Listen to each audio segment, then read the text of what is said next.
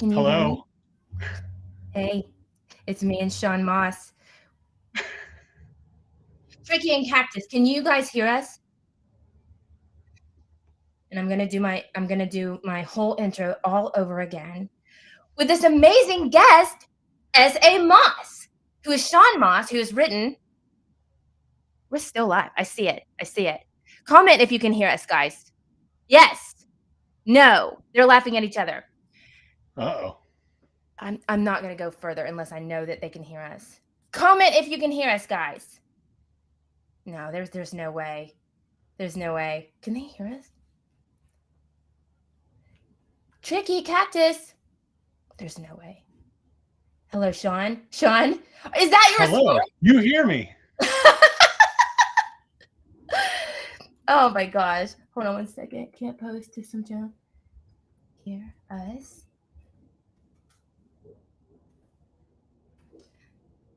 There we go.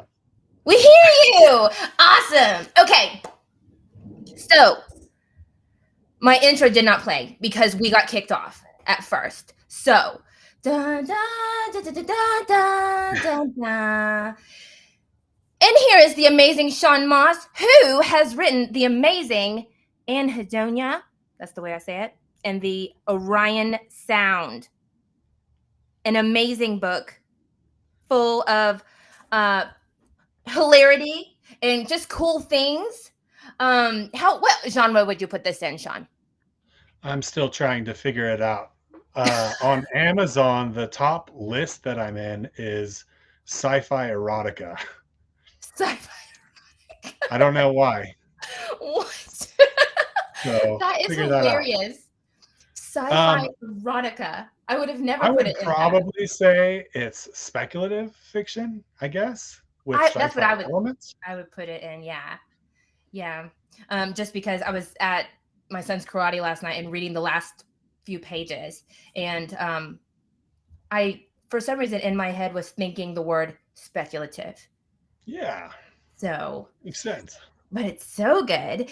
It is about okay, so this is not your mama's alien invasion book, okay? So there is an alien invasion that is happening. And Sean has said out loud what we all know what would happen if there was one of these catastrophes, okay? In a very interesting and humorous way. But these aliens have their own version of the Christian Bible. And throughout the whole book, it appears that they are not going to attack. They are trying to establish dominion like the Christian Bible says. But it's not Christian Bible for them. Well, it would be, but it's about them. Where our Bible is not about us, but we are the people who Jesus is saving. Yes. But for their Bible, it's how do you pronounce the name of the aliens? The Gilead. Gilead. That's how I say it. I kept saying Gilead in my head. That Kind of like works too. Gilligan. Gilligan. Yeah. Do you know Gilligan? Oh, I know Gilligan. I used to watch that show a lot. I was such an old kid. So weird. But thank you so much, Tricky and Cactus, for being here. I miss you guys. There hasn't been any Goslings. There wasn't like a live Gosling show, and that's where we all hang out in the chat. So it feels like it's been forever. I'm so glad you guys are here. But okay, Sean. So what got you into writing?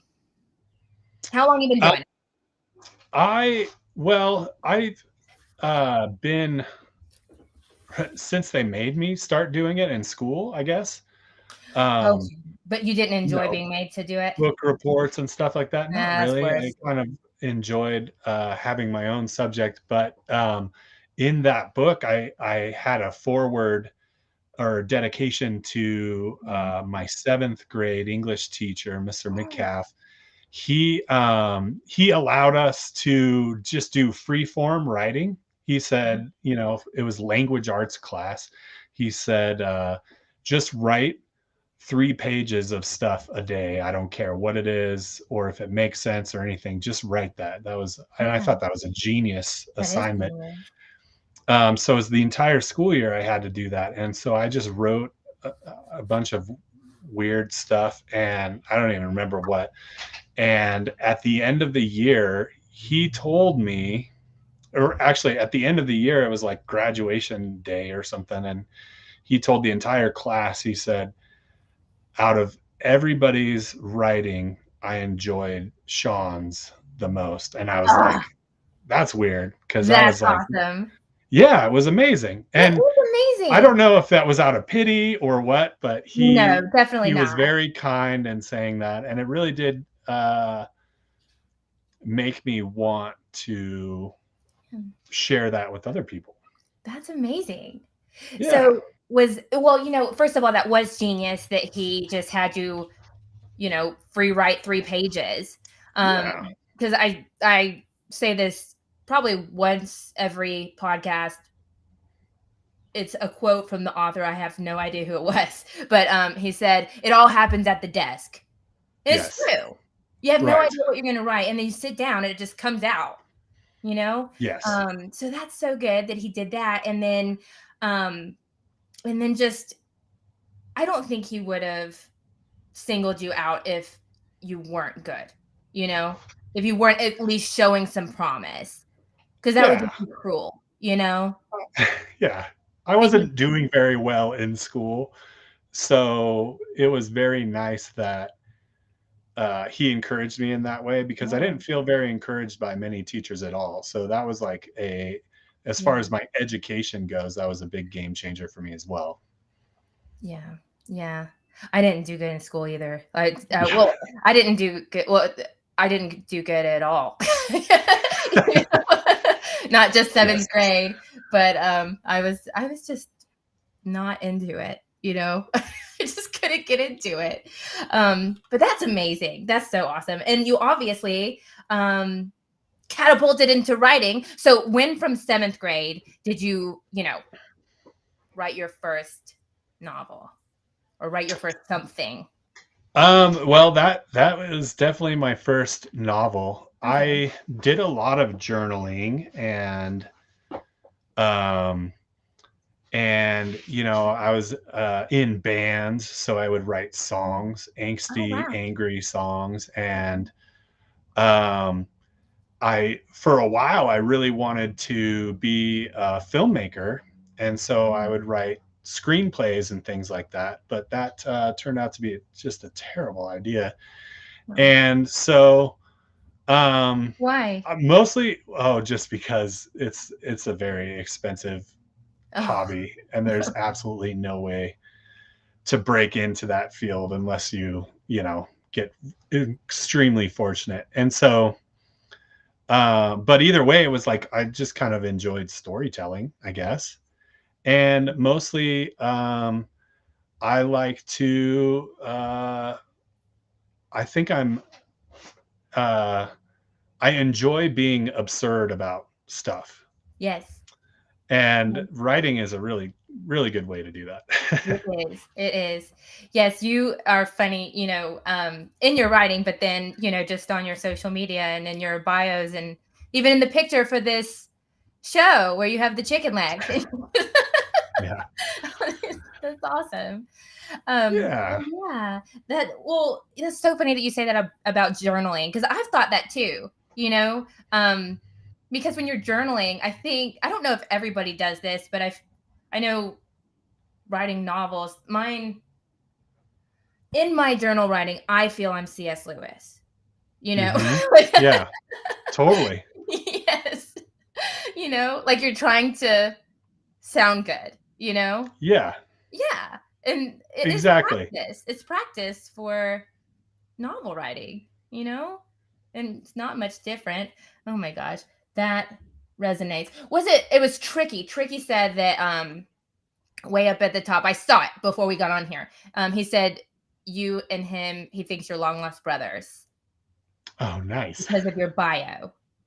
And then Cactus says that resonates. Absurd. Is that the way you spell absurd? Or is it absurd? Well, how do you spell absurd? I About think it's I think the nature of the word, you can spell it however you want. Yeah, yeah. This is 2023. Spell Yeah, however you exactly. for sure. That's awesome. Did he say he wanted to break into music? No, I tried to break into music and had as successful of a music career as I'm ever going to have. So I just decided to quit while I was ahead in that What did you play in situation. band? So it was fun. I played guitar, and Seth Wildshoot was the singer, Really? and we played angry hardcore punk music. Sweet. So my last week, Yeah, it yes, was awesome. he loved punk. My guest last Yes. week that wrote the slave stories. So Yeah. yes, all these punk people. That's awesome. But what did you play in That's like right. in band in school? Oh, I don't think I played any. Oh wait, no, I think I played a saxophone There you go. for 1 year. Yeah. Okay. Yeah, I thought you. Oh, you. Okay, so you probably said that you were in a band. I thought you said that you were in band Oh, in no, school. yeah, in a band. Right. Okay. So yeah, I was like, I did not know they had guitars in high school band. Who knew? Middle school band. That would be cool. much cooler. I was not in band. I was like even less cool than band. Okay. But I love watching band. Not only did I love watching the Yeah. music, but band is like there's high school and then band has their own Yes. world, their own Yes, very much. cult in high school. Yeah. It's wild. All interesting kids. Oh, very interesting kids. Yes, I agree. All right. So, oh no, I wanted to talk about. Okay, guys. So, he has this amazing cover, which I wore this blue shirt today because I was like, I just feel like I needed something colorful to match the beautiful cover. But on the back, he has all of these great reviews by names you may have heard. Pope Piper says loved the Pope Piper says love the passive. Oh my gosh, say it. Pacifism. Pacifism, unbelievable. Okay, Pope Can you Piper believe says it? love the pacifism. I know. Doug Wilson, my fellow post millennial, pretty accurate actually. I don't know Falwell Jr. Who is that? Jerry Falwell. Oh, I know that name. yeah, Jerry I don't know who it Falwell is. Jr. Junior. I don't He's know the him. Liberty University guy, Oh, I think. I don't know. I mean, okay. could be Well, he any says Falwell Jr. arousing. My favorite is because I can literally hear this quote. J Mac says, "What are you doing in my house?" Did you see it? I know. I told you I was reading this before bed, and I dreamed he died. No way. I messaged you that, and you said, Oh, "Perfect." that's right. But you That's did, I right. know that you didn't see the message because you said I knew you were saying perfect in response Yes. to the show graphic, but I had told Oh you about the gosh. dream about him dying, and you went perfect. I was like, I does he missed really that. hate J-Mac? It's so wild. But then I was like looking at social media, like, is he really gonna die? Oh no. That would be so weird. But you'll understand in a little bit when we talk about what the book is about, why I may have dreamed that J-Mac died, after reading a few of these pages. But yeah, he says, "What are you doing in my house?" Louis Giglio says, gosh. And then Mark Driscoll, instant bestseller. Fantastic. Yeah, Mark Driscoll would say that for sure. He Throw a knows a cuss lot word in about there. bestsellers. He likes to cuss too. Yeah. So funny. Yeah. What made you think to do the pastors? The reviews? Yeah. Well, assuming it was my choice and it wasn't just something that happened organically. Exactly. Yes. Oh yes. Yeah. That's right. What? I think it's very important so there's like these disagreements, right? Especially within the church community, or I should say even especially within the American evangelical church, like massive disagreements that results in kind of a lot of argument and really like a distraction from the purpose and figure of worship for the church. And so like it distracts from who Jesus is Oh, amen. Yeah. It says, I think it's First Corinthians says, like, our unity is how you'll see like the character of God or the character Yeah. of Christ. And I really think, I really, really strongly think that being able to laugh at ourselves Yeah. and even laugh at the maybe the true things about what we believe is a really good way to break down that division. Yeah. And being able to like go to a barbecue and eat with somebody and make jokes about how they baptize babies or something like that is I Yeah. think like a really important thing, instead of like saying I will never go to a barbecue that baby dunker goes to. Oh, sure. Yeah. Yeah. And so all of those pastors, all of Would not those be at the same barbecue people, for sure. yeah, I mean, to some Yeah. degree, I That's think they would awesome. avoid me.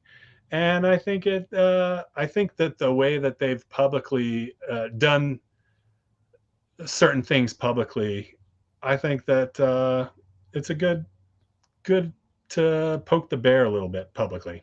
Yeah. Yeah. I agree. I know. I And think they the were whole just business of begging church. to write a little blurb for me. So Yeah. I said, okay. Thanks. Thanks. Yes, I know you're so popular, which you deserve to be. So the story, um the alien invasion is happening, and they have their version of the Christian Bible, and of course the government is you know portraying to the people one thing, but behind the scenes they're doing another thing, which is looking out for the rich people. And meanwhile, Darian, who is sort of the main character of the story, but you don't see him that much. He's in maybe every other chapter. And it goes back and forth between Darian, who has just left the he has uh escaped reality, literally.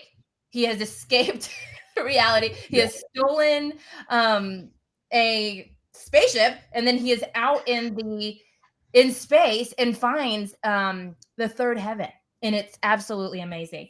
And he's sort of a drug addict. You have anti-junkie on the back of the book, but he's sort of a Yeah. junkie. Yeah. And it's just so interesting going back and forth between Darian trying to escape, and then this alien invasion happening, and the government trying to look out for themselves first, and then it ends in a really exciting way that I won't give away Thank today. you. But yeah. Yes, which you've heard me give away endings many times. So I'm not doing that today. Patrick Kaiser, I was just thinking of you today. How are you, young man? It is good to see you. He is an author as well, a young guy. So yeah, thanks for joining us. Sort of a druggie. Nice, exactly. But yeah, so what inspired this book?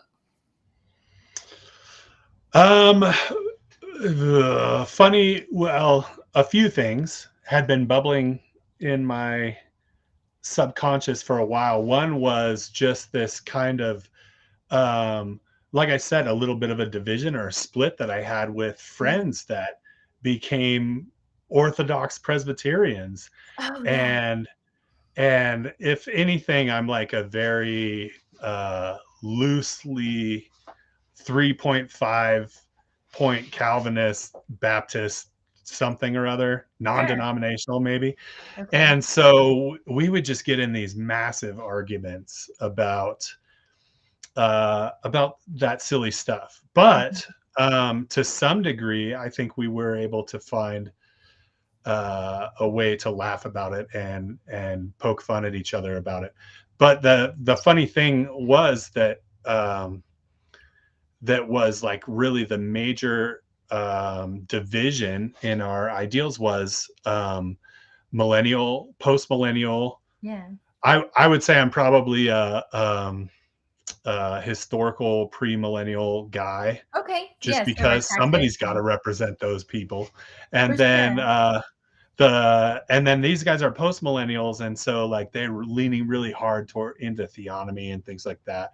And so Mhm. we would just joke, and I would be like, man, like if you guys, if some people group showed up and said, hey, we're worshiping Jesus now, it's awesome, we're Yeah. all Christians, you guys would be like, let's Yeah. see, let's see, what Yeah. confessions you've remember and what Oh gosh. Puritans you've read There's and things nothing like more nauseating. There's nothing more nauseating than, well, I had this love-hate with Christian Twitter, which I'm a part of. You know, I call that. it Sure. Christian. For some, I am not Presbyterian, but I love Presbyterians, and somehow I fell into Reformed Presbyterian Twitter. Like most of Oh, my that's the fun one. followers, Yeah. yes. With Dougie Wilson. Well, they don't even like Doug Wilson, by the way. They're mad. Not Apparently, there anymore. was like a scandal. And Yep. so he's, but it's exactly what you're talking about. You know what I mean? Yeah. Like, it's what you're talking about. Like, if we're not, and this is my argument. I'm chasing rabbits again, but this is also my argument with Christian fiction. Fiction written by Christians. Yes. We treat books written by Christians just like we treat someone trying to be a Christian. Okay. Yes. If it's not squeaky clean, it's a no. It's no. Yeah. It's so ridiculous. And that's not at all right. And I love debates. Oh my gosh. Like my jam, I am so blessed to have, they know her, my best friend Shannon, is like super nerd and with me. And we get into heated, like horrible debates about election and that kind of stuff. But it's all that fun stuff. It's my jam. Yeah, exactly. I know. I think Martin Luther said, like an ideal afternoon and just sitting around drinking beers and having arguments like that. It's awesome. Totally. Yes. Yeah. It's not what I definitely hate is the damning people for the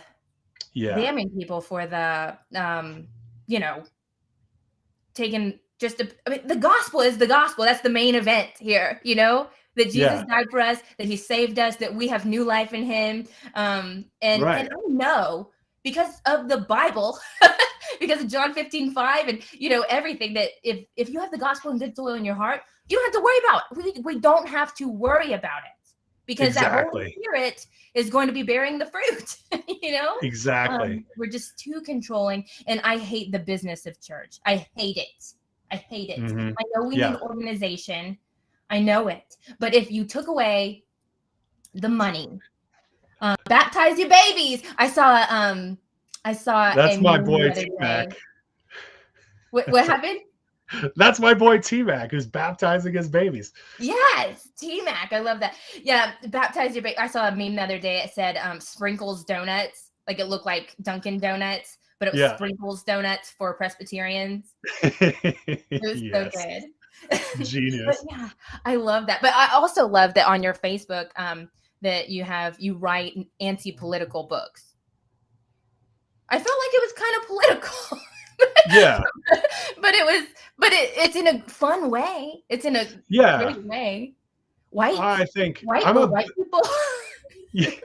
Yeah. I think we need to abolish the system a little bit, and I want to watch it all burn. But yeah, that's part of why I'm writing it too, is because I figure if I put it out there and somebody goes, oh, that's inaccurate or libelous or not a good representation of my view, if anything, that will prompt them to write their own book. And I'm creating art indirectly in that way, right? Hey, that's great. That's a great way of looking at it. My theory. But yeah, anybody that gets mad at that kind of thing is part of the problem, I think. You have no humility at all. But I do love the Reformed Presbyterians. So in your book, they're kind of the villain. The government is definitely the villain, but the Reformed Presbyterians are definitely not helping. And it kind of made me think of like American Psycho, Yes. like with the business cards and Yeah. the Oh yeah, yeah. No, totally. yes. So all of these characters, I was fairly criticized that there are only men, and from what anybody can tell, only white Yeah. powerful men in this book. And that's kind of on purpose because most of the problems in the world stem from powerful white men. And I wanted to do that, but also like every character in there is kind of me. It's the Yeah. worst parts of me. Every single character, like Okay. even the villainous guys, are really like things that I do or things that I have thought. Oh. Um, so yeah, I wrote what I knew, I guess. Yeah, that's the best kind of book, is when the author is honest with their feelings, because you have all of those people are you know, and if an Exactly. author, um, they just don't deserve to be an author if they're not going to take down their defenses, and even that evilness, that wickedness that we all have. That's what Jesus Yeah. saved us from, but it's beauty for ashes. It's beauty for ashes when you take all that sickness that's inside and devote it to a character that shows people what we all know. We Yeah. all Yeah. know that that's in us. Um, and And it's embarrassing. Like, I yeah, felt very vulnerable, to be honest with you, writing it, because it's embarrassing, like some of my thought processes, but I didn't want to like edit it or hide it. And at the same time, yeah, it's therapeutic, right? so I was working a lot of stuff out. that's awesome. Did you find it therapeutic? Yeah. So Absolutely. was it helping through like anxiety and depression maybe, or um I thought you were Darian, but and not that you seem like a junkie or anything, but just that you have that like kind of, I don't, what's the word for the humor you have? Like I don't know, it's just very like highbrow.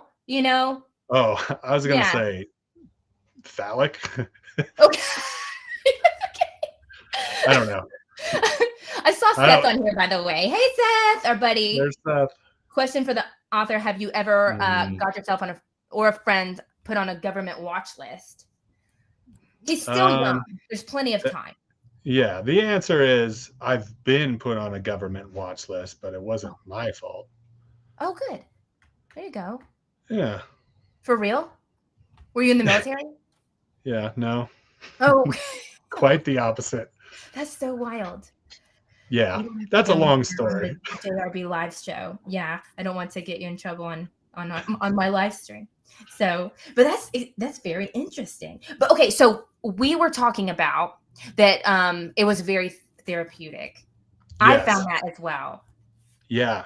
So kind of Yeah, tell. I bet with your characters, the family of the Oh daughter of yeah. you. Oh my gosh. Well, I wrote that first one right after having my daughter, and I was like dying of postpartum depression. That's what I meant. Wow. I Wow. was like losing it, and so it was just Yeah. such an amazing escape, to get away from my actual brain a few hours a day. So that's what I Yeah. meant there. But you are right.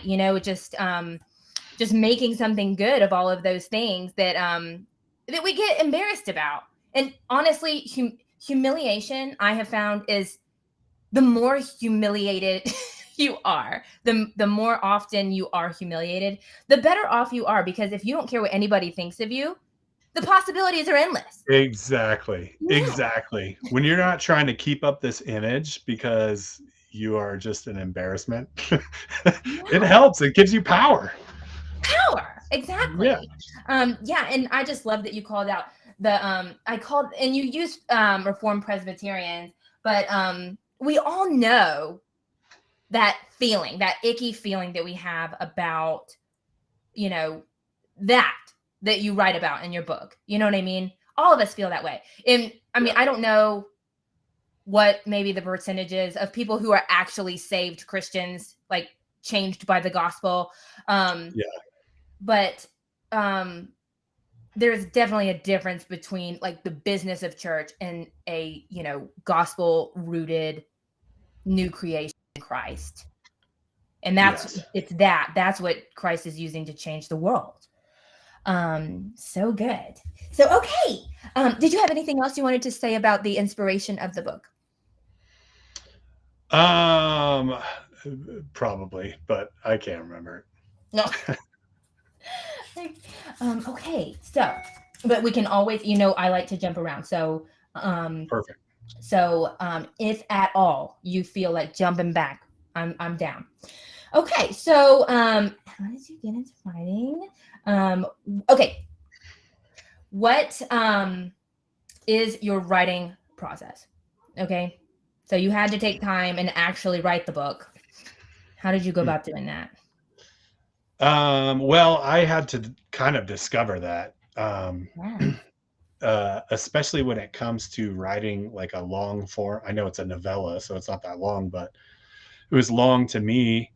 Writing that was, I had to kind of discover a process because just sitting down and doing stuff wasn't really working very well. Yeah. So, I like to type. I like using handwriting for things that I want to feel, you know what I mean? Like journal things, or if I'm having a moment or something like that, or I want to remember something, I'll write it by hand. Yeah. Um, but if I want to like actually pump words out, I have to use a keyboard. And so, um, so I like to sit in front of the computer. I like to have music going Oh for wow. sure. Okay. Yeah. Actually, I need music. Yeah. It's very inspirational. Yeah. Um, and then I really,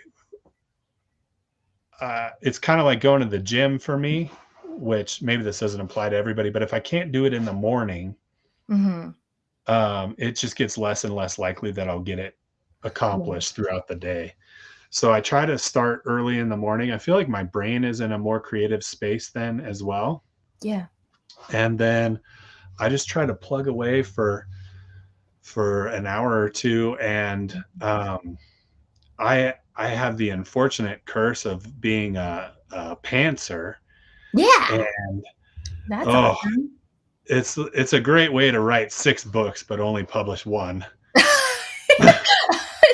No. It's pretty difficult. Like I'm writing the third book in that trilogy right now, and it just took a totally different direction than I was planning, and That's awesome. now I have to rethink everything. So Sure. it's fun. That's so funny. You're right. Yeah. You're gonna have to go back and read your other two, which is the Yeah, worst. You know. exactly. Oh my gosh. Exactly. Yeah. there is there is there's something awful about reading your own book, you know, even Yeah. though Yeah. you like it, you obviously like it because you want people to, I mean, you meaning all of us authors, you know, just Mhm. go, even JK Rowling, she said, I will never go back and read my books. And I'm like, I'm a pantser as well. You have to, you know, because you Yeah. just get twisted all around and you don't know what you said before. Yeah. Um, but yeah, so T Mac is a post male. Is he the one that you were Yeah. arguing with? He's the argument Oh, guy. he was one of the main inspirations for this book. That's We were fantastic. we were the ones arguing about it, Yeah. and T-Mac was an interesting story because he slowly through, I don't know, study and conviction, Mhm. slowly moved over to Ah, that post mill, from whatever he was before that. okay. And so it's an interesting thing. It's not like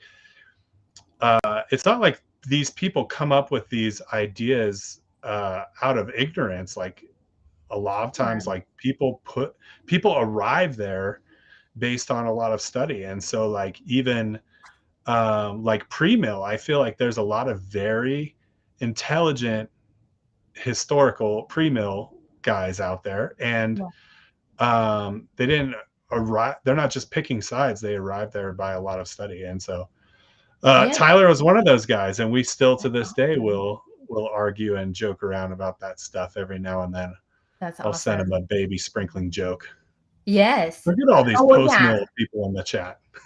That's so funny. Yeah, you're definitely not alone in the pre-mill, because I know for a fact Tricky and Cactus are pre-mill, because we know each Ah, other from the Gosling show. And I am literally the only one that is not pre-mill on the show. But I'm like, I oh, just want to hang with you nice. guys. I just want to hang with you Yeah. guys. Every now and then I'll have a couple of drinks and I'm like, let me start an argument. But usually not. Hey, Edwin Ramirez, thank you for joining us. And he is Dat Post Mill here as well. Awesome.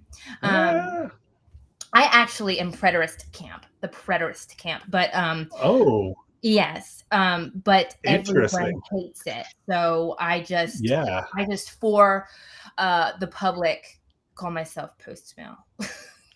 Very nice. Yes, because it's just easier. But yeah, I love that. I'm so in awe that you write with music. You have Yeah. a different brain. You have, it's a, I don't know. I don't know. To me, it's overwhelming, but Oh, really?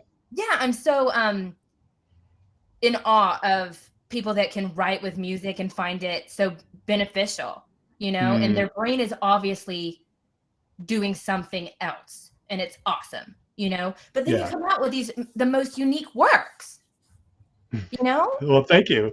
And also you said that it was a novella. And I've said this a couple times, several times, but I think this is what's going to make the next generation's readers again, is shorter books Short and sweet. that don't have much downtime, Yeah. that Yeah. will just keep your interest, because nobody is reading Lord of the Rings anymore, like in this social media time. Yeah, it's You have true. no, It's a discipline to read yeah. a lot of that stuff. Like, um, I remember Seth as a kid, he was a special guy. He was reading, Milton in the fourth grade and things like that. And I wouldn't say that I was anywhere near that level of reading, but I definitely, there's no experience like finishing a 1,200-page book. You are not A, kidding. a Yeah, good one, a good one. a good one. There's no Yeah, experiencing like finishing a yeah, bad one either. yeah, The yeah. worst. That's true. Yeah. And so it's really cool. I hope that reading is something that stays. Print is like something Yeah. kind of in danger of disappearing, and I kind of feel like that's based on the industry sucking at doing what they do. Yeah. But the artists that are contributing to that don't necessarily need to feel the effects of that, but unfortunately they will, and the conglomerates will just make more money somehow. Yeah. But yeah, I wanted to write something short and easy. One of my friends who read it said he read it in an afternoon with a bottle of scotch, and that's Awesome. exactly the idea That's for what I wanted to happen is something easy, funny. You could write it on an airplane ride or something like that's awesome. Yeah, it was great. I didn't read it in an afternoon, but that. it was definitely enjoyable and easy to read, but it was very even profound, It was great. Thank you. Um, and how many are going to be in the series? You said the third is almost out. Yeah, that'll be the end. It's a trilogy, so Okay. there will be three. The second is out, and anybody who doesn't know, the Presbys don't get picked on as much in the Ah, second and third okay. book. We're moving Yeah. it to the Baptist a little bit. Oh, okay. Awesome. Yeah, Um, you're welcome. yeah, I'm so proud of myself that I'm not giving away anything at the end. So proud Oh of yeah, my, yes. But there is a big cliffhanger, and you're gonna yeah, want to read the second. It's gonna leave you wanting to read the second, because you're like, what even just happened here? I just got hit with a hammer. So it was a great ending for sure. thank you. Yeah. Do you have any tips for a spy? Pretty much. Well, no, maybe just I don't know. Say if you're a writer or not. Oh, nope, there's Seth. He's here. So for other authors, for other writers and aspiring authors, what would be like the most important tip that you heard found most Just important? yeah, just write it. Even if you know it sucks and you're gonna erase it, just get it out. Mhm. And Yes. get as much out as you possibly can, and then you can go and edit later. So much of my process has been stuck wanting to write something good the first time, or as it goes, and it just doesn't work for me. And if Mhm. anybody's ever stuck and can't get something written, George R. R. Martin, Yes. Oh my God. just write it, Yeah. and you'll have something. And even if it's not exactly what you wanted or as good as you wanted, at least something's on the page, you know? Yeah. Oh man. Could you Oh, imagine if and if you drink, I've heard you talk about this before. I yes. love to drink Mhm. whiskey. I had a scene in my book where there's like this big space storm, and I Mhm. wrote that outside in the summer during a big thunderstorm, and I Yeah. was drinking scotch, and it was like an amazing experience. But Sure. like you're saying, you have to be very mindful as you're drinking and writing, Yeah. because together, it can be good or it can be bad, right? Mhm. Uh, if you're not taking the time to appreciate the delicious nectar from heaven that you have, whatever it may be, and you're just kind of slamming it back while you're typing, like Breakfast of Champions or something like that, it's not going to work. You have to like take a pause, appreciate your whiskey or whatever it is, and then Sure. go back Yeah. to writing and fully appreciate what you're writing, because there is a tendency, like you said, to almost even use it as a crutch, Mhm. and um or just mindlessly start guzzling stuff, and That's you what I stand up do. and realize, oh my gosh, I've had too much to drink, and that's not good.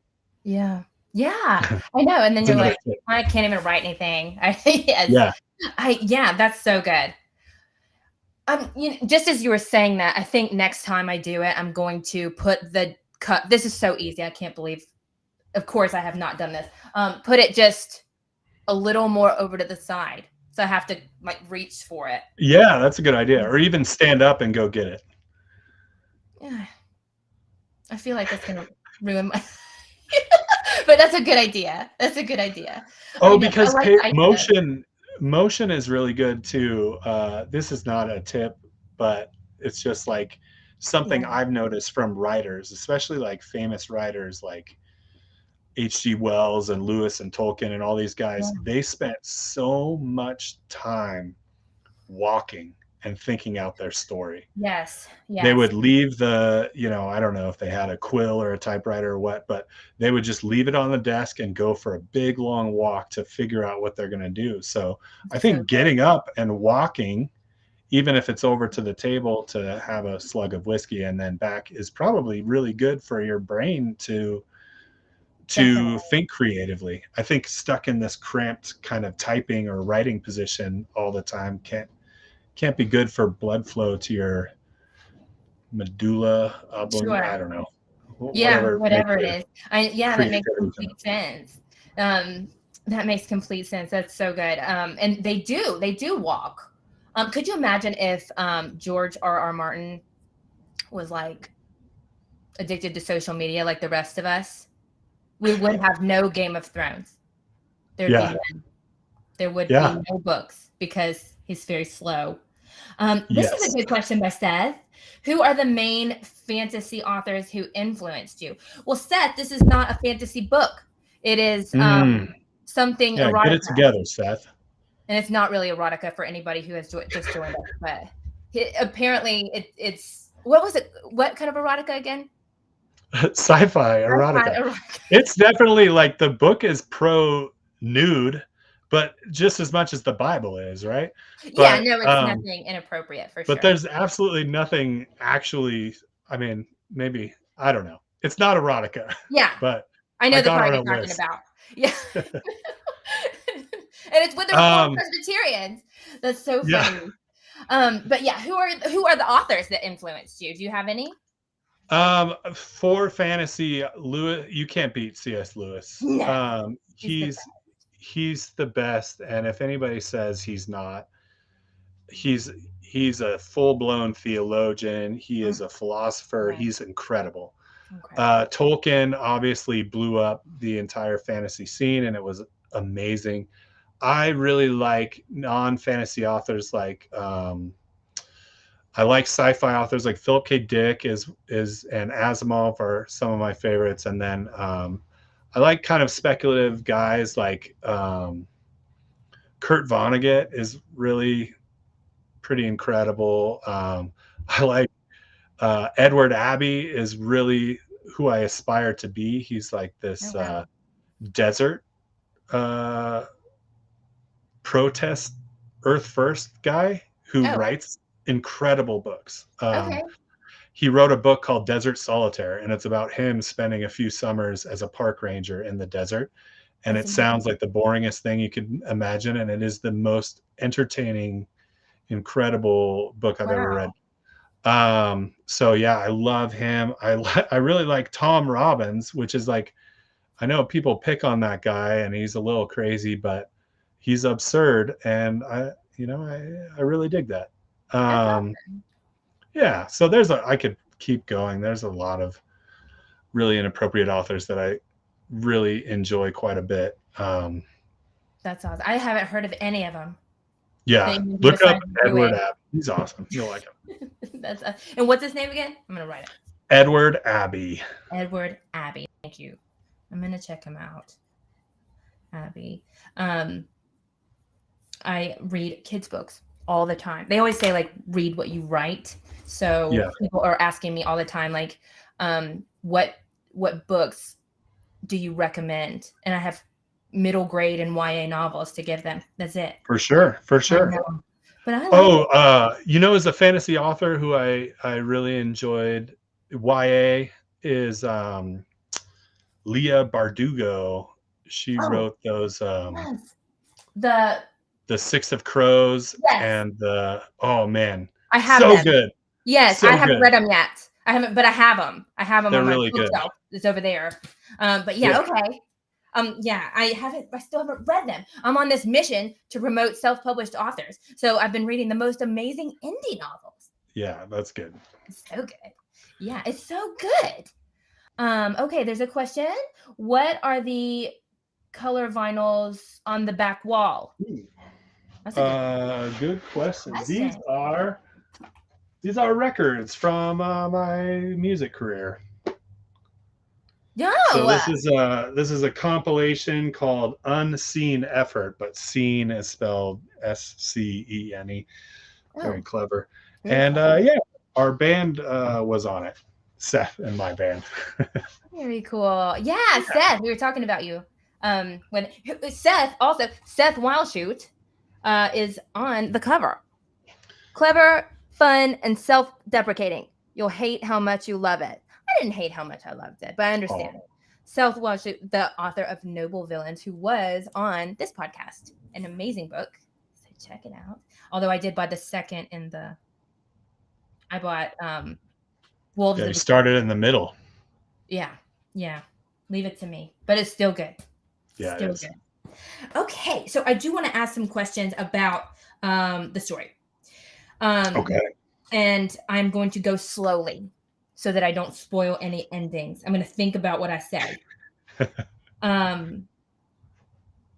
And yes, because I do want to ask about the road to publication, but I'm going to do that after this.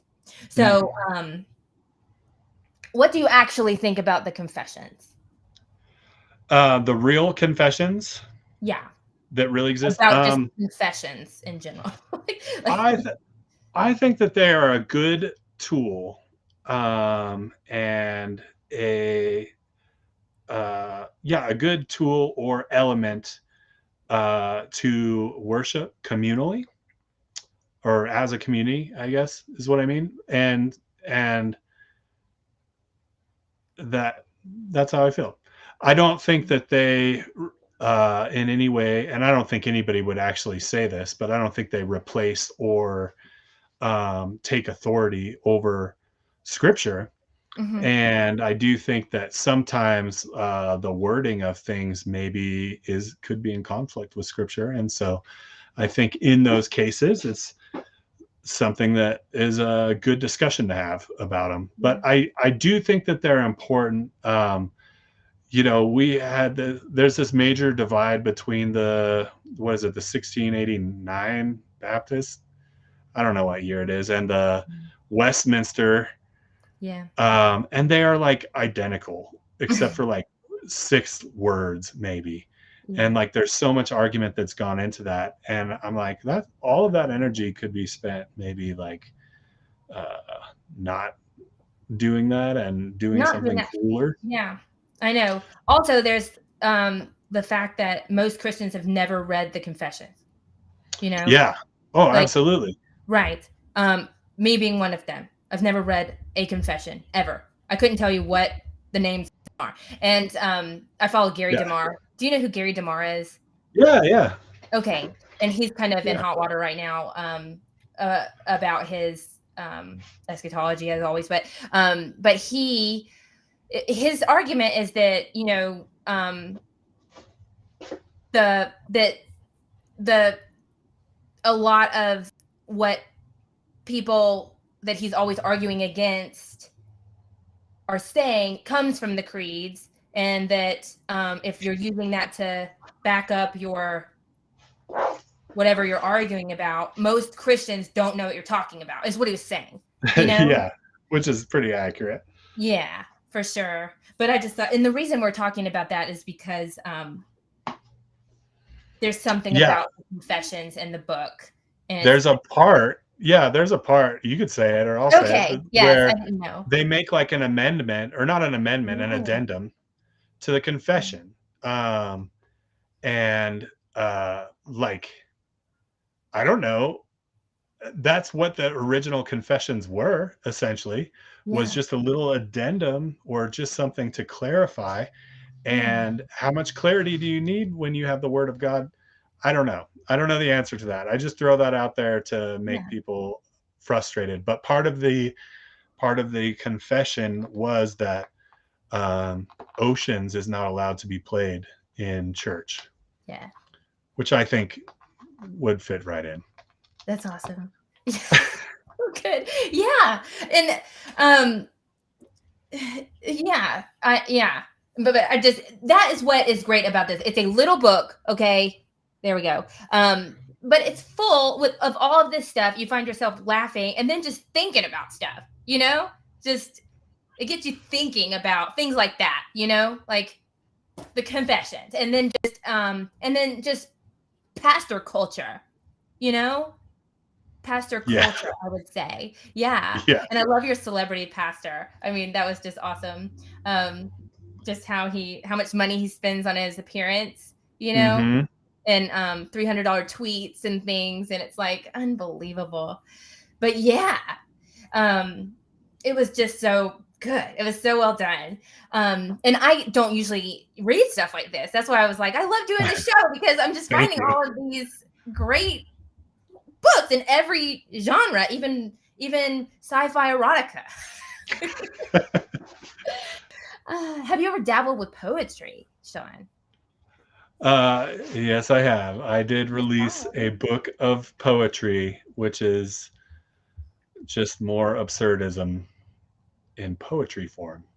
Oh, there you go. Okay, awesome. Thank you, T Mac, for the That's plug. great. T-Mac. I love that name. It's like J-Mac. Yeah. Okay, so also I'm gonna go ahead and read this one part that I really thought it was just so interesting. And so um, we know that Darian finds himself, he has made it to the third heaven. Okay. And so this is page 98. And yeah, it's going to talk about, you talk a lot about dominion. Okay. And then like this Mhm. part is about the being made in the image of God. These are the very creatures of the Most High. Each one has a name, a soul, and can love and live like you. In the beginning, man was given dominion over the animals, the responsibility to name them and care for them, not just the name of the species, but each animal is begotten with an individual name. The animals were not created in his image, but they were created and valuable nonetheless. The heavenly being replied with a multitude of strings and percussions in glissando. See, these words, this is great. I love it. Even spiders? No. Spiders, as you know them, are more perversions than creations. They were created in their original form for the pit of Tartarus, a place of web and darkness, to aid in servitude as imprisoners. They were never meant for the earth. A solemn dirge in Uriel's voice replied, a forlorn expression in his eyes. So, okay. I love this part because I just felt that the spiders were a symbol of something. I don't know. I felt like there was a deeper meaning here. Was there a deeper meaning, or do you just hate spiders? I'm so sorry, but I just hate spiders, and I don't It's think they totally deserve fine. to live. I know. I find meanings in everything. I think it's part of OCD, but Yeah. but I was like I was like comparing the spiders to like Satan, and like demons, Oh, sure. No, you know? because they are synonymous. Spiders are Satan, essentially. They're Satan. So I no, you're know. right about that. Yeah. And just that because you go on to say that they were made for a purpose.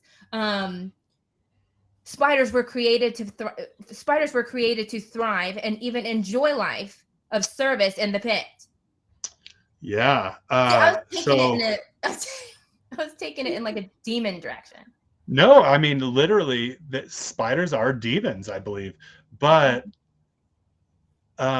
so like that's an interesting thing, right? This is a really difficult theological topic to discuss, is like the snake, the Yeah. serpent, Satan, God is sovereign.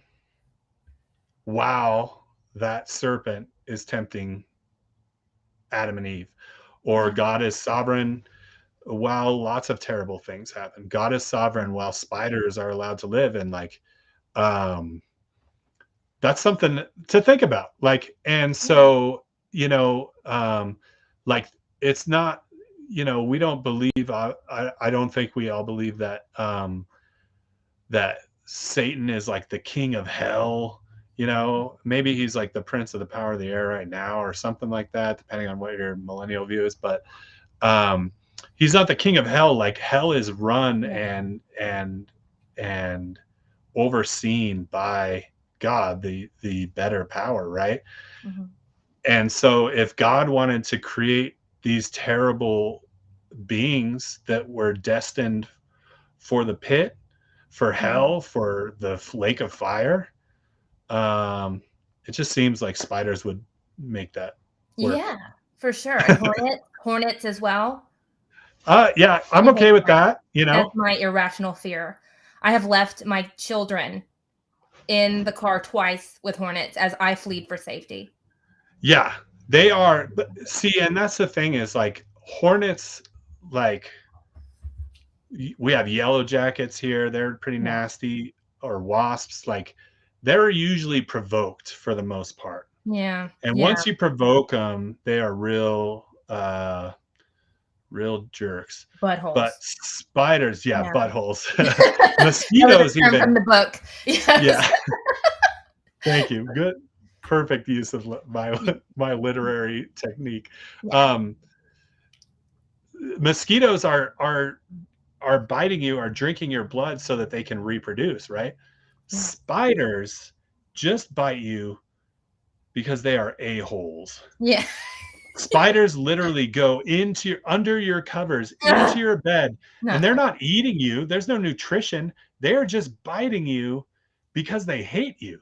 And they are terrible. They are the worst. Sure. So I'm okay if somebody wants to lump in other insects or whatever. Yeah. But I think spiders are just the absolute worst. Yeah. Yeah. I found that part so interesting, and I thought it kind of took me in a rabbit hole. But Jeff's here. Jeff Neverker Johnson. Jeff Neverker Johnson. He wrote Slave Stories. He was on the show last week. So glad you're in the chat. So, but yeah, we're talking about anahate. Am I saying that right? Anhedonia. That's how I say it. How do you The say best I've heard it pronounced is ANHEDONIA, and it? so the Anhedonia. H is like kind of in there a little bit. I It's a even word. practice It's a saying it word that I was way. not familiar with until I found it in the source. So I How'd you don't get it? know. What's it mean? It means like the absence of feeling or the absence of pleasure. Yeah. So it's actually like a medical condition. Like there's people who have a hormone imbalance and they can't feel those Yeah. endorphins, those hormones of pleasure, and it's like really dangerous because people that cannot feel that pleasure are at risk of doing terrible things. Yeah. And Oh, yeah. Darian is an anti-junkie because he's addicted to a real chemical, a real prescription that eliminates that endorphin rush. Alcoholics will Mhm. use it to get off alcohol because Oh, okay. they don't get that high feeling, they don't get that pleasure from it. Yeah. Oh, And so he's addicted to that. He's addicted to the anhedonia. I see. Okay. Yeah. Right. Oh my gosh. I love that. It's a I'm not going to say anything about the ending, but the the way that you describe the third heaven. Have you ever read Lewis's space trilogy? Oh yeah, yeah. Yeah. Paralandria is probably one of my favorite books. It made me think of just Out of the Silent Place. I mean, it was obviously Yeah, much more beautiful and, but just how Darian was taking it all in. It just kind of brought me back to the space trilogy, the first two books. yeah. That was a huge inspiration. Oh, okay. Yeah. Yeah, That's absolutely. great. Yeah. That's And awesome. Lewis, even that's another inspiration for writing it too. Is Lewis has this? I think it was a maybe a discussion or a leaflet or something, just a little small uh, writing about what if there are aliens and Mm. what does that mean for the Christian. Oh. Oh, that's good. Oh, wow. Yeah, it was super cool, and he's just Yeah. like, does that mean that God doesn't exist because we have uh, found this other source of life that's not described in the Bible or whatever, or what? It was just really good and really interesting to think about, and so that was major inspiration as well. Oh, that's so good. Yeah. Yeah. That description of the third heaven, it just made me think of Out of the Silent Planet and Paralandria. But I haven't read that. I have to look that up now because I haven't read that about the aliens. But I already Oh have, yeah. come up with my own theories. Aliens are really demons. That is a very popular view of all that. That's definitely opinion but yes. Do you enjoy writing fight scenes, dialogue, or descriptions of surroundings more? Hmm. I feel like I struggle to write fight scenes Hmm. and I really stumble through dialogue, but I do really enjoy a really good description. I don't know if I have been responsible for many, but Yeah, I maybe know I. when I do write something that I like, Yeah.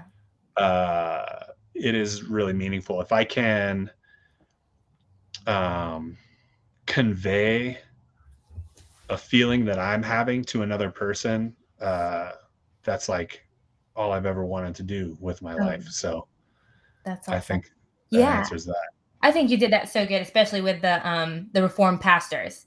You know, because I mean, it just was so right. I mean, it was so on the mark, and then you saw it so vividly at the Denny's. I love Denny's, Yeah. by the way. Oh my gosh, I haven't been in years, but I love Denny's. You saw it so well, and then you could just feel the um cynicism. I'm not cynicism. I mean, yeah, maybe cynicism. You get Sure. Yeah. this bad. I loved it. All right, Jay Reese, I've got a phone call. Okay, well, have a good night, Cactus. Thank you for joining us. Really Yeah. like you, Thank you. Sean. Awesome. Yeah. Thank you. Okay, so let's talk about Dominion. Dominion is Okay. a major theme in the book because the aliens are wanting to establish dominion like the Bible is telling them to. Yes. Okay. And that's their whole purpose for coming. And um, the the government's religious leader, Klein, okay, Mm-hmm. he's kind of going back and forth of, they're not going to hurt us. So, I mean, but then the government wants to start a war. Just this whole thing of dominion. And then when he goes to the third heaven, dominion's talked about there. And so, honestly, I haven't paid much attention. I love the Bible and I love the Lord, I just don't think about dominion much. So I just wanted you to tell me, what you think about dominion and, what made you put it in this book. And I think it's partially it's a play on words, right? Because you hear about alien dominion and you think they're like coming here to enslave us, like Mars Attacks or something like that. And so I just thought it would be kind of interesting if like alien dominion actually meant they were trying to do the exact same thing we are, have dominion over the birds of the air and the creeping things and all of that.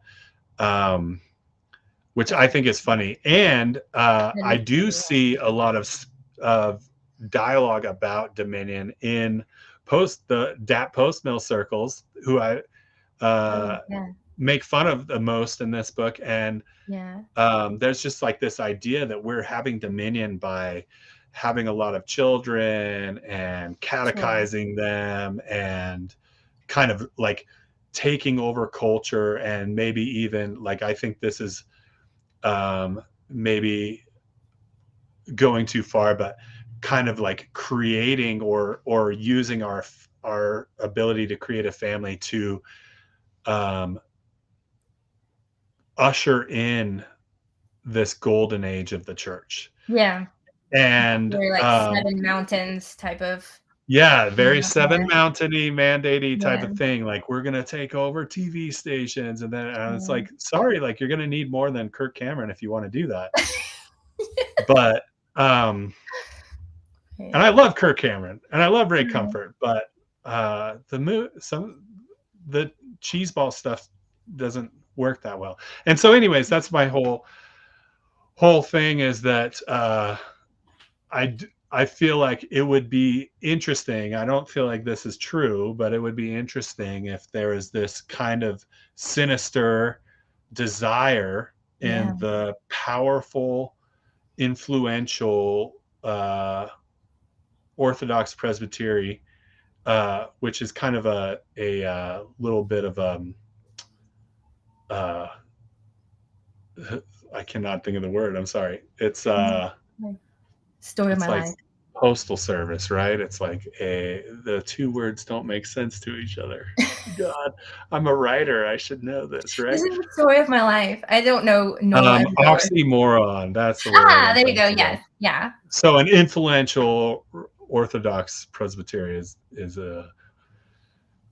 one of those. Yeah. But either way, I think it would be neat if there's this long line of kind of Illuminati political figures, right? And finally, this is the opportunity for the Reformed Presbyterians to seize that power and usher in this golden age of the church.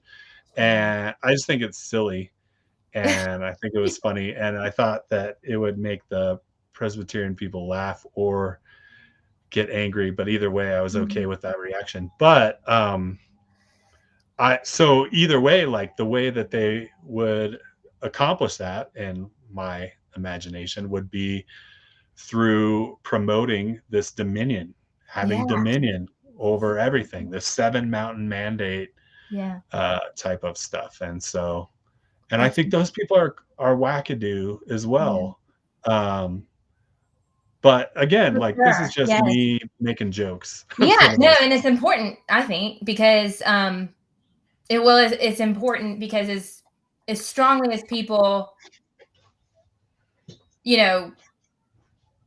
wave those flags, it's taking everything into your own power, which ruins everything. If anything is going to be done, good.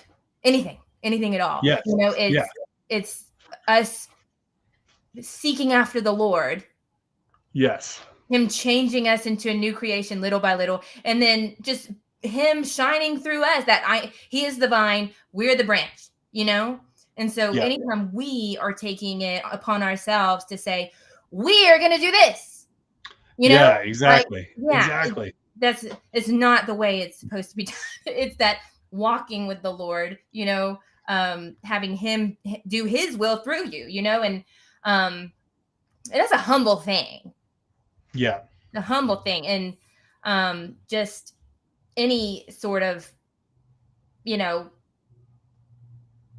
taking it into your own hands, it just feels like you can feel it when they talk about it, you know. It's Yeah. just, There is definitely, like, sometimes things get kind of icky. They yeah, feel sleazy when we decide that we're going to take this country back to its roots and, what the founding yeah, fathers wanted. And I'm like, I don't think the founding fathers had it figured out either. And especially when we say, as a church, we're going to do this thing that's going to yeah, necessitate a united front, and we can't even agree within the church on what direction to go or what we believe. yeah, And it just seems sometimes like that can be very misguided, and trying to usher something in that is not yeah, done by the power of the Spirit, or done directly by Jesus, when he comes yeah, back before the millennium or whatever it is. If we try to, it's pharisaical to think that we can accomplish that. yeah, for Now, sure. we can be obedient to God and still do those things, but I just Yeah. think, thinking that we're responsible for doing that. By the way, I'm not a pastor or No, anything I know what you're like talking that. about. So, Yeah. so Well, yeah, and well, obviously, in any Reformed Presbyterian or Reformed Baptist, hates women saying any of this stuff. So I'm already, you know, probably saying too much, but yeah, I think Beth Moore is cool, by the way. Beth Moore. Oh yeah. Oh gosh. Yes. She's funny. You know, my journey, which is ridiculous, but my journey, I had this one point where God was just like shoving me into the Bible. Like it was like Wow. apparent, you know, he was literally dropping the gospel on my head and like just shoving me into the Bible, you know? Um, and so I read it, and I was really thankful for the Reformed world then, you know? Yeah, of They course. are so, you Of know, verse course. by verse and that kind of thing. So Mhm. I have a special place in my heart for Reformed churches and theology, and I love just how into the word they are, you know. But and I'm not perfect, obviously, at all. But just from coming to understand the gospel of Jesus and being, I mean, literally a new creation Yeah. in Christ. Yeah. Like that's the answer. That's the Yeah. answer. You know, it's not about you know, doing, because that's Yeah. just distracting away from prayer and being in the word, that abiding in Christ, which is where it's at. So Mhm. I probably got a little too serious there, but I thank you so much for discussing dominion, because Yeah. I mean, your book, it is funny. It's funny, you know, Thank but you. there's a lot of deep thoughts going on in here, and I took it in a lot of deep places. You know, I mean, just, you know, when you get to the end, which I'm not gonna say, but you know, you can just really see where you're gonna take this, and it's what we need to read today. And this was everything that's going on right now. Yeah, yeah. Perfect Yeah. for, you know, just what's going on right now. Humility has been removed from society by social media. Oh my gosh, I know. Very much up for question. Do you think that we are the third temple? Is that for me or for him? Mm. We are the third temple. Um, as a preterist, I think that we are the new temple. We are, yes. I do. There I was think a you are question which you special. may have just answered. Are you a full or partial preterist? Yeah. Yep. Yep. Very I'm good. I'm willing Perfect. to. Yes. Perfect answer. Yep. Yes, I am. So I'm willing to go either way. So so and also I'm willing to change my mind in midair. Mm, So there's that as well. perfect. So if there's a rapture That's and I'm right. going Just in up, case, I'll you gotta change hold my out. mind. Okay, do you have a oh yeah, what's yours? What's yours? He meant you too. Do you think there's a Third temple. I think um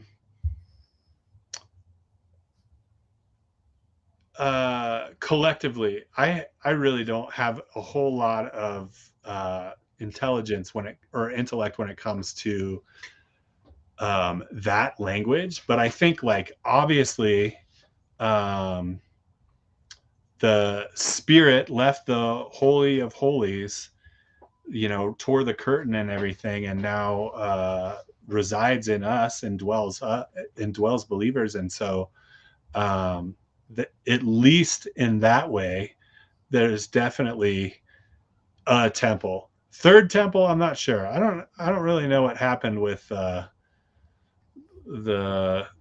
you know, Well, I there don't was know what if Solomon this, and then Herod's. And so I yeah, think we would be the third. yeah. And I kind of wonder if you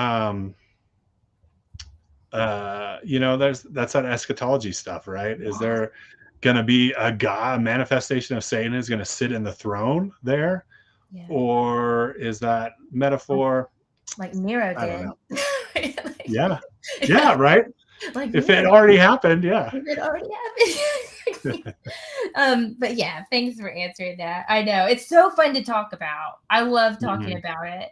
And the Goslings, which I know Tricky and Cactus from, they go like they're very premillennial, and Awesome. like they have all of these different shows on it, and and um and one was about the Antichrist, and they were saying that it was like a whole show that King Charles is the Antichrist. And I was Oh, like, wow.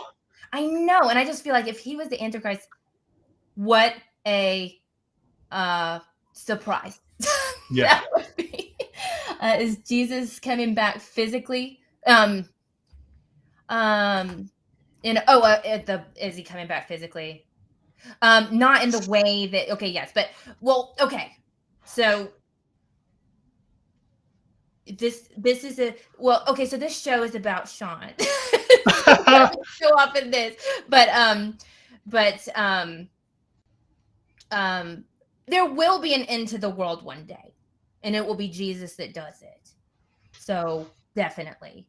He'll have a sickle and he'll be slaying Okay, millions, and the yeah. blood will be I And you think can tell us I know the where context. Tyler's going with this because this is Yeah. our normal discussion, but um yeah, if you want even more heresy, Yeah. check out book 2 and Yeah. wait for book 3, where I will just spoil it for you. There's a Second bodies. Jesus appears in it. Ooh, that's Yeah, exciting. yeah, All right. That's an yeah. exciting time. Fictionally What? fictionally speaking, Right, fictionally speaking. it's Yeah. all fiction Yeah. and it's all a Yeah. joke. But Jesus shows up, so you can see what you think about that. Hey, very cool. Yeah, that's you're all anytime you do that in fiction, you're inviting criticism. But that's good. I think Yeah, once you get criticism, you've made it. Because it's not just your friends and family. You know, your friends and family yeah. are going to be nice to you. Okay. Stacking bodies, cactus is back, and treading the corpses like grape Mhm. press. Yes, Yeah. excellent. Okay. So what is your weird writer quirk? Do you have just one or Um, I I've been told I have several. Ugh. Um, excellent? there's I really enjoy alliterations. When I was first doing this, I was reading all these like articles like the top 10 things you shouldn't do as a writer or Yeah. the 50 mistakes I made with my first novel or whatever it is. And like alliteration is something you're not supposed to do as a fiction author. Oh, come on. And every sentence I feel like I have an alliteration because I just love the way that it sounds. I can't even remember some of them are, you'll see them spread throughout and I just really enjoyed, especially when I recorded the audiobook myself. I Oh, just wow. really loved saying those, and they were Yeah. they would sound Wonderful. terrible and out of place, and I love putting alliterations in. Um, and so a lot of people told me that. Um, I don't really plan out any scenes or anything. I have maybe 2 or 3 moments that I want to see occur, but other than that, I really just, like, process as I'm typing, and Yeah. so you end up with a lot of plot holes that way, and you also end up with a lot of, just weird directions, and I Yes. think people, if there's any complaint or quirk, uh, any quirk that people complain about, I'm alliterating again, it's that, like, they're like, your story didn't really follow a narrative Yeah. correctly.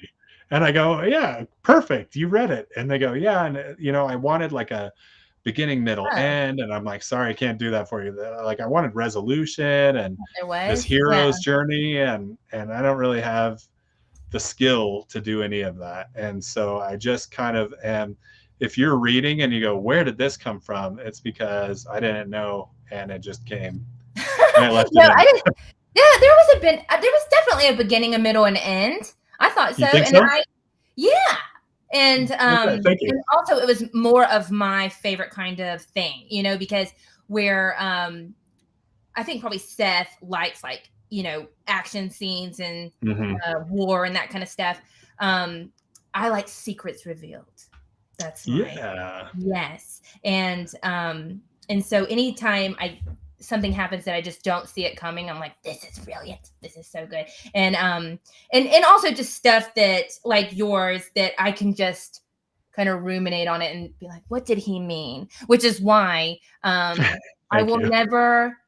never ever agree that AI can write a novel, no matter how good it Oh, is. totally.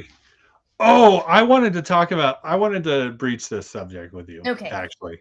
I'm glad you brought it up Okay. because so I use AI a lot at work Sure. as I'm like I don't know, I'm doing web development type of stuff, right? Mhm. And I'll use Chat GPT all the time. I'll be like, hey, slave, do this thing.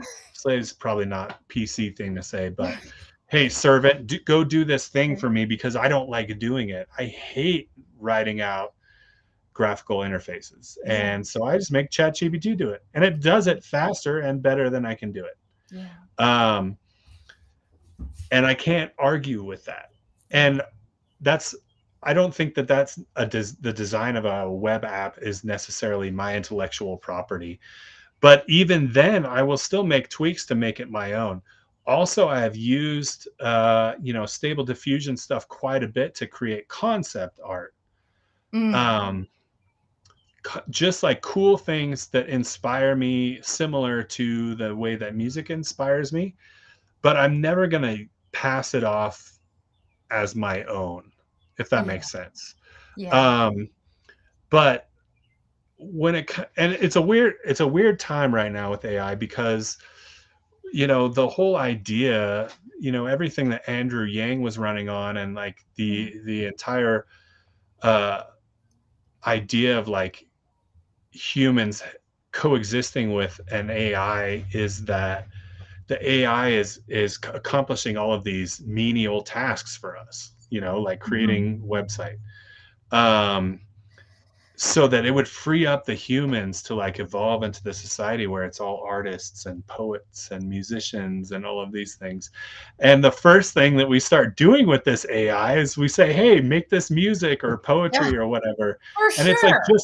it's the absolute wrong direction. It's not Yes. meant to be used that way.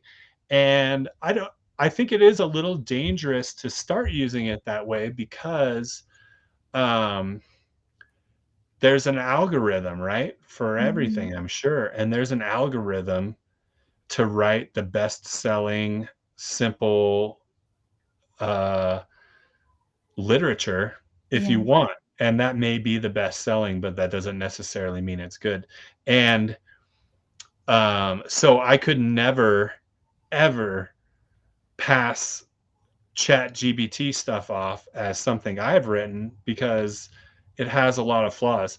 I don't know if you wanna hold up the cover of that book, but you can see, on the front there, I'm missing the second period after S.A. Moss. It's like a total flaw in the publication, and somebody caught that. Oh, I Like didn't an even notice. Yeah, That's you don't amazing. notice, right? My editor friend said, "Dude, just run this stuff by me before you put it out there because you are not a good self-editor." And I go, "Okay." But guess what? I wanted to leave it there Yeah, because that is me to a T. I totally am not editing. I am not checking for things like that. I'm getting it good enough for me, and then I'm putting it out there. And yeah.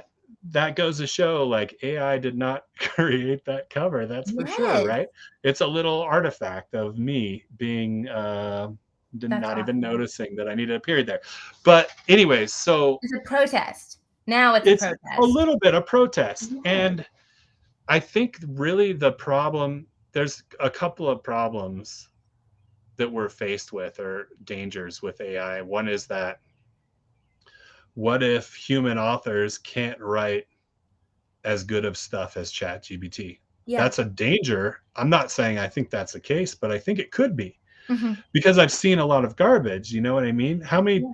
people had to read Catcher in the Rye and Ethan Frome, and they're like the pretty much the worst books ever written, or not Yeah. that good. I don't know. I don't know what you think about them. I haven't read But it. it's like there's like a lot of trash out there Yes, tons of that's it. not interesting in the least. And I bet you that ChatGPT could put out a better book than Ethan Frome Yeah. easily. So that's a danger. And Mhm. the challenge is for humans to start making better art. It's almost like the same way with Christians wanting to take that mountain of media Yeah. and have better stuff, and they're like, oh, can't you see that like we're creating all this media but you can't give us a chance? It's like because your media sucks. Yeah. Like a lot of the Christian media is not good, Good. Yeah. and I say that desperately and apologetically. Like I'm not trying to make fun of anybody or put anybody on blast, but um Yeah. like we have the spirit of God indwelling us. Yeah. We should be making Christians, believers should be making better art than anybody. And Mhm. for some reason we have like left behind, you know? Yeah. Yeah. And it's like this in the Mhm. music scene. It's like this everywhere. You have a few really incredible Christian bands, and Yeah. before long they fit in so poorly that they stop being Christians or something like that. It's Yeah. terrible. So, anyways, that's a challenge to humans. Make Yeah. better media. Do Well, something that AI can't catch up with. Yeah, go ahead. and Sorry. I think it's that attitude that of the audience, you know, of that just that holier than thou. First of all, the beauty of the gospel is taking, you know, Mhm. the scum of the earth, and Mhm. God cleans them up and makes them a new creation and gives them life and a purpose, but then Christians, when we write something that has that, what has the bad stuff of the world, it's no, we can't read that stuff. We can't. And it's like, Yeah, have you not right. read the Bible? There's like, Right. I mean, the Bible, like we have, it's a Cutting prostitutes into 12 pieces and exact, like yeah. gangbangs from big donged Egyptians. It's like that's biblical. Like you can't censor that. Right. Yes. I And mean, yeah. we're The supposed to, like you said, put out this squeaky clean stuff that wouldn't make anybody think anything other. But like that's the entire process is like we yeah. trust the spirit to guide our mind, and we have to like reconcile those thoughts and feelings. And Yeah. So meanwhile, anyway, they're sorry. watching. When a Christian comes out with something that has bad words, or it has, just stuff that's not completely safe, it's Yeah. a no. Sci-fi erotica. Right, which is not erotic, by the way. but but but then they're watching the Game of Thrones and the Vikings, and all of Totally. those awesome shows, Totally. So what are we doing? What are we doing? We are saying no to our own people, but then watching the secular stuff, and it's like, Yeah. okay, this is not how we win here. This is not how we get ahead. Exactly. Yeah. T-Mac. Doctor says, I'm expecting there will be authors in the future who will use AI to make books quickly just for the money. It's already happening. Yeah, I Yes. think Right. it's already happening for sure. Yeah. The Pactum had a great show this week, and they're Reformed Baptist, but on this whole subject, and their guest said something that was great. But I have to look at it on Twitter. AI makes me think of C.S. Lewis's last book. Yes, that's my favorite of the whole trilogy. That Hideous Strength. Yeah, it is a So, different one. So yes, different. I know. But yeah, like that is the scary secular mindset, right? That like truth is relative, and you know it happens at the college or whatever, and then there's a guy's brain or something. I can't quite remember, but either way, like that is the other danger that AI presents, is that it's another opportunity for truth to stop being truth more than it already has. I don't know if that made sense, but it's like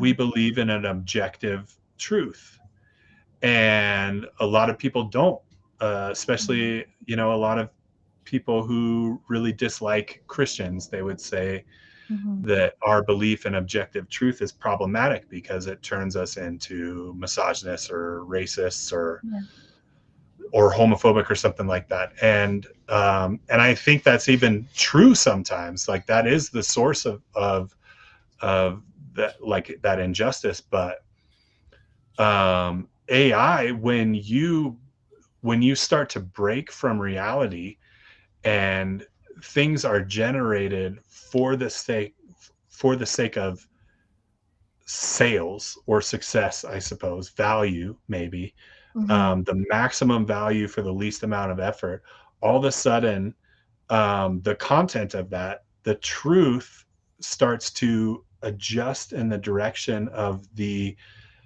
desire of the consumer, right?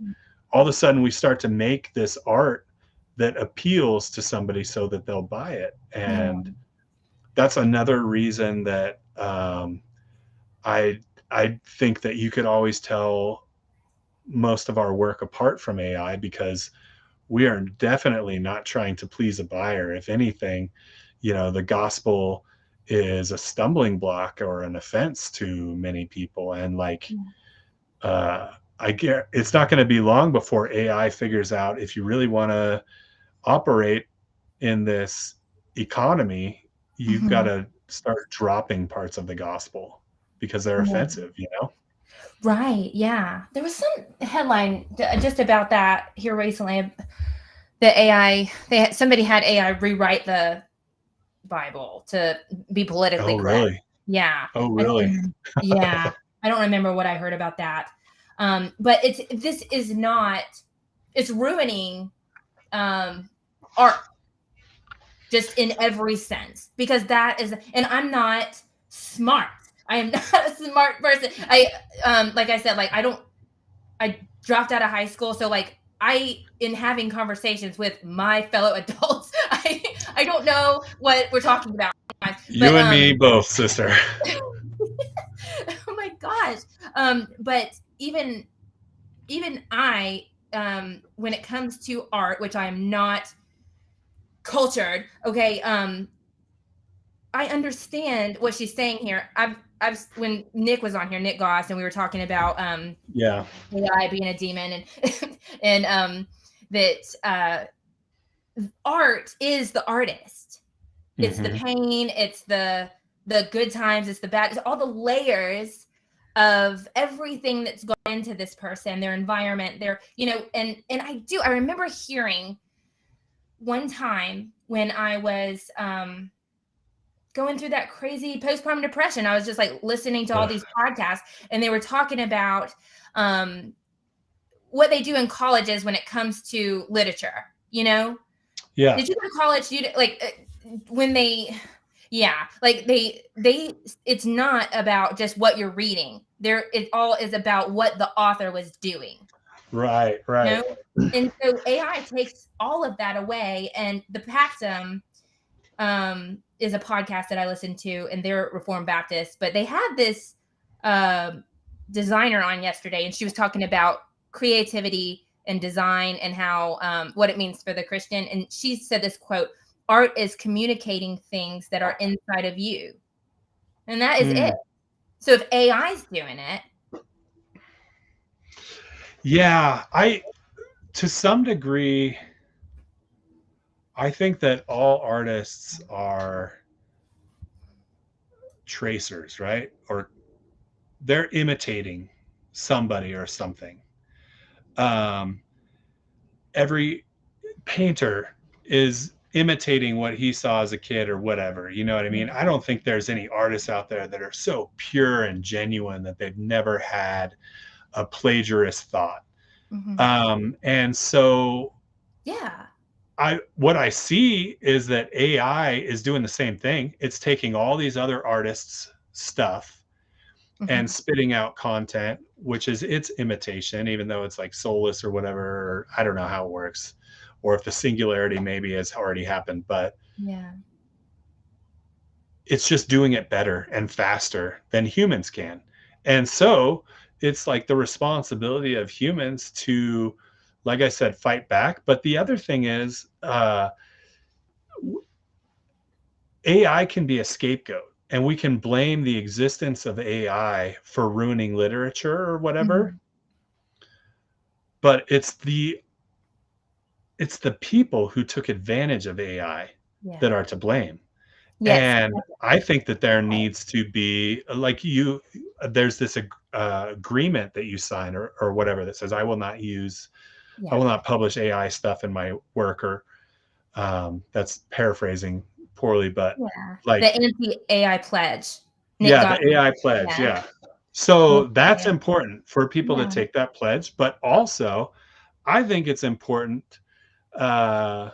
There's this term that you'll see in the following book called angradoxy, and it's essentially like punishing people for being crappy believers. And I think that people ought to be, I think there should be a little more punishment. I don't know if it's capital punishment or not, but like when the few times that like people post, they go, oh, I just found Mark Driscoll's notes on the floor of the sanctuary, and it's like a Yahoo page printed out of like how to preach this text or something like that. Like that, he should have got punched in the face for that. and then he should have showed up the next Sunday, learned his lesson, apologized, confessed and apologized, and got better. And like I think anybody who is using AI and trying to pass it off as their own stuff, once we find them, they ought to get punched in the face for that publicly. Yes, I agree as well. Yes, because it's fraud in a way, it absolutely is. Good times. Oh my God. But yeah, I'm right there with you. And it's important discussion, because it doesn't have to be the end, It doesn't have to be, like, we don't just say, okay, AI's here, nobody's going to buy our books, Right. Because we still are, we're still followers of the Lord, working out his purpose, Everything works out for the good of those who love God, even AI, but we're writing books, and people still read books. There's 8 billion people in the world. Somebody's going to read a book, and also my brother said, maybe this will be another Renaissance, Exactly. Yeah. exactly. And if there anywhere along the way, there's an opportunity to civilly, disobediently sabotage the machines, like, Yeah. do Let's it. do it. Yes. I'm right there with you. That's awesome. This has been such a great discussion. It's already 8:40. I'm sorry. No, it's great. Everything's It been, went half I as just fast, had yeah. no idea. Tricky said he's out. So bye, Tricky. Thanks for joining us. Awesome. Um, but um, but yeah, my only other question was, I did want to ask about the road to publication. And I did have about, you're a Christian, how has that influenced your work? But I feel like we've talked about that a lot. Oh, okay. Yeah. But if you wanted to Covered. add anything to that. But Um, yeah. I'll add to that more than my cynicism or absurdist views or anarchism or whatever it is, I love Jesus more than anything. And that's like the most important thing. And, he can forgive me for writing these novellas. They're So not that that's all I big wanted to add to anymore. that. Publication was, I am a cheapskate, and so I do everything without paying anything, right? That's If it's amazing. free, I'll do it. If it costs money, I won't do it. I won't buy Mhm. a 99 cent. I won't buy a 5 cent app. I just don't pay for Right. stuff because I'm That's broke. great. You can't pay for anything anymore. You can't afford anything anymore. So No. you have to be cheap anyways. Yeah. So Seth and I were writing these at the same time, right? We were kind of like challenging each other to do it. And during that process, um, Seth beat me to the punch, I'm pretty sure, and we just together just like formatted it. He got an editor and some artwork done from a artist and did all of that stuff. I just like had to do it, ask for free from my friends, but Very good. um, then we just like I went over to his house and he bought beers and we uploaded manuscripts to That's amazing. KDP and that was it. That's so amazing. That's what Jeff did. He's in the chat, the doctor. Yeah, you guys formatted your own stuff. Yeah, pretty much. Yeah. I don't do that, but I'm always broke too. And it's I like to say I don't not following the Dave Ramsey plan that I've never read. What didn't work out the way I hoped. but yeah, and I pay for all my stuff. But Oh man, it can be very affordable, you know. doing it the I do it in a traditional way very that you did. affordable way. Yeah, Really? Oh wow. yeah. So, but I don't know how to format or anything. So that's great Yeah, that you guys right. do that, and it looks great. Your book looks Thank great you. on the inside. Very Thank you. professional.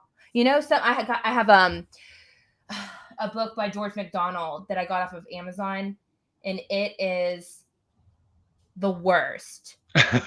The worst. Like the chapters will start like this will be right here, chapter 21, Oh yeah, yeah. And then I have this other book that and this is one of my rabbits that I'm chasing, but I have a book written by a friend that inside it's like death plans. So it's a book about it's a pre-middle grade novel, okay? Oh, About a okay. girl hearts and rainbows and butterflies, all this stuff. But then you open it and it's death plans, like how to plan your Wow. funeral and all this, because Wow. it was a mistake. Okay. Well, not next week's guest, but the next week's guest. Okay. His name is Jay Claire, and the doctor told me about him. He's going to be on the show. In his Awesome. book, he got it back and it looked wonderful. A children's book called How to Be a Dad. Okay. And you Ooh, open okay. it, and then in the middle of the book is a cat calendar. And not any cat calendar, but it's all cats pooping. Wow. I was like, it was so good. Oh my gosh. But I was chasing the rabbit because I just thinking about that George MacDonald book, how awful it was. And then I just happened to see that one that has the death plans. And then I thought of Jay Claire's book, and it was so funny. Could you Yes. imagine? That is amazing. It's going out I to am people. going to buy that. Good. I know. Amazon. It's so good. The worst that's happened for me is every now and then I'll get these, you know, where it's like got white at the edge. Yeah. Yeah. Yeah. So that's the Yeah, worst thing. Knock on wood. they have some printing problems for Yeah. sure. I just like that I'm not buying 200 copies and like trying to give them away to people for Christmas or something like that Oh man. because I would never make my money back. No. So far I'm net positive, Yeah. which makes me feel like a real author. But you should do like in-person events. They're great. Yeah, we've done a couple. We've done some signings. Seth and Okay. I There have you done go. some signings and things like that together. And I try to do like a lot of personal event type of stuff anyways, Mhm. fundraisers and Oh things like good. that. Wow. And so I just usually like peddle my book or writing when I'm doing that too, which is fun. That's awesome. Yeah, I saw Yeah. it at the last mission trip you did, right? It was on the Yeah, shelf. just got back. Yeah. Yeah, Where'd yeah. you So I go? brought some books to leave in Kurdistan because Wow. what other author Yeah, from Sparks, Nevada can say their book is on a bookshelf in Kurdistan, for sure. That's right? amazing. I love that.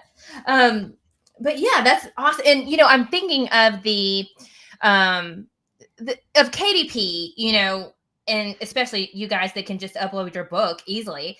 It's kind of like the printing press for us, you know? Um, Sure, yeah. absolutely. There's a barrier to enter using Word. Word is just it's the best one and it's the worst at the Oh same time. man. And it's so frustrating. And when it comes to formatting, and you're just trying to move something over or change the header Oh, and you've just ruined your entire document, it is incredibly frustrating, especially when you upload it to KDP, the Kindle publishing, and then it's wrong and you have to change it. And then it takes 72 hours for them oh to word. approve it. And you're on the FBI watch list. So it takes long anyways. And, Ugh, you know, yeah. And you're on that. That's so crazy. Oh my gosh. Yeah. Yes, and that's why I don't format my books, but I will just be so upset. Um, but there was something I wanted to say about that. Oh, but yes, it is like the printing press in that way. Yeah. But yeah. I was thinking, you know, how well traditionally published authors, right? I mean, it's just such a whether you're into the whether you're anti woke or not, they're just so hardcore into diversity and inclusion that like Oh, if you're not yes. drinking the Kool-Aid, you're not getting published. Yes, So absolutely. yeah, Like, I think that independent publishing and Amazon especially has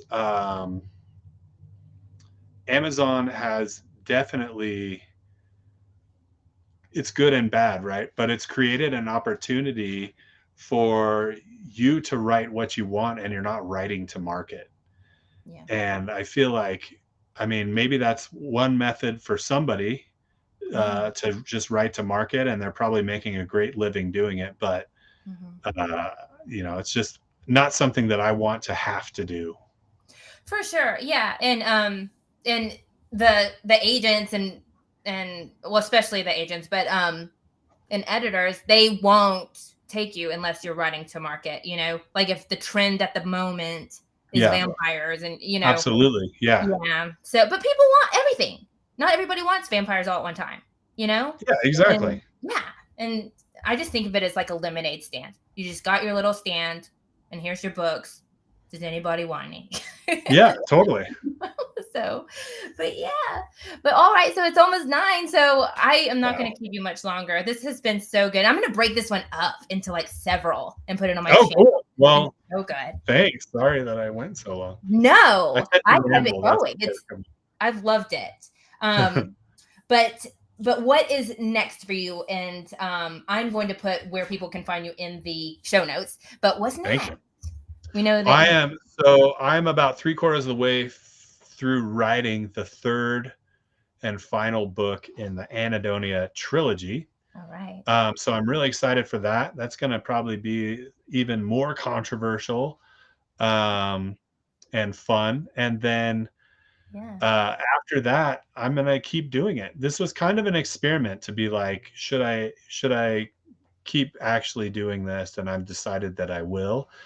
And so I'm going to write something else. I found after I published and Seth published the first time that I was really jealous of like all of the death and guns and cusses in Seth's book. And so Yeah. I, uh, you can see like my own trilogy kind of moves in that direction, Okay. but I'm probably going to write something. I'm probably going to write some short stories that are, like speculative fiction, and then I want to write like a high fantasy of some sort. Oh, okay. All right. Yeah, Wow. I can't that's imagine. coming You know, you going from your sci-fi erotica to up. to high fantasy. The Goslings. Okay, so this is the one we Oh, keep hey. talking about. Yeah. Amazon KDP is a way to sidestep the woke cult, but it's Mm, still a tentacle of the Leviathan. yes, written like a Um, writer. Very, yeah, very true. he is a great. He does write high fantasy. So, Yeah, that's my yeah, next read, I think. yeah, and he has Jesus in his book. You Oh, know. really? Yep. Yep. Oh, sweet. So I'm not saying you have to do booty stuff to be traditionally in this woke age, but I'm not saying it. That's so funny. Not saying it. Yeah, that's awesome. But yeah, it's great. Definitely read this book. It's so enjoyable. Even if you don't think that you're going, we keep saying sci-fi erotica because it's listed under that, but it's not. It's so enjoyable and it's very profound. I took it in so many directions, and I Thank you. love every page. And I have to read the second and third because it's such a cliffhanger at the end, and you're like, I did not see that coming. I Dang. hope you find time because I am interested to hear your thoughts. I know. I want to read it. It's so difficult because I have all these amazing indie authors that I'm interviewing, but I'm taking off July. I just have Oh, nice. Claire, and then I'm taking off July. But catching at the end of the interview. Sorry for the late. That's okay. No worries. No worries. I'm glad you're here. Tricky's already gone, but Cactus was here. So anyway, okay. Well, thank you so much, Sean. And Thank yes, we'll you. have to come back. Oh, absolutely. Definitely come back. So I'm gonna go in stream, and then we're gonna be talking again. But Okay. we have to say goodbye. Thank you so much for joining us, guys. Bye, Jonathan. Bye, Cactus. Thank you, Jeff, for joining us, and we'll see you next.